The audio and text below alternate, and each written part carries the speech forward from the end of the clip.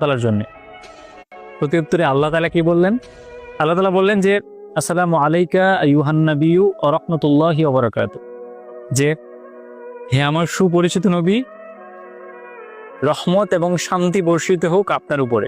সাল্লাল্লাহু আলাইহি ওয়াসাল্লাম আবারও বললেন যে আসসালামু আলাইনা ওয়া আলা ইবাদিল্লাহিস সালিহিন, যে আমাদের উপর শান্তি বর্ষিত হোক এবং আরও বর্ষিত হোক তাদের উপরে যারা সৎকর্মশীল। আল্লাহ তাআলা এবং রাসূলুল্লাহ সাল্লাল্লাহু আলাইহি ওয়াসাল্লামের সেই কথোপকথন শুনে ফিরিশতারা সমুচ্চরে বলে উঠল, আশহাদু আল্লা ইলাহা ইল্লাল্লাহু ওয়া আশহাদু আন্না মুহাম্মাদান আবদুহু ওয়া রাসূলুহু, যে আমরা সাক্ষ্য দিচ্ছি আল্লাহ তাআলা ছাড়া আর কোনো মাবুদ নেই, রাসূলুল্লাহ সাল্লাল্লাহু আলাইহি ওয়াসাল্লাম আল্লাহ তাআলার বান্দা এবং রাসূল। আমরা ইবাদতে মজা পাই না এই জন্যেই, কারণ হচ্ছে আমরা আসলে ইবাদতের গল্পগুলো বুঝি না। সূরাতে আল্লাহ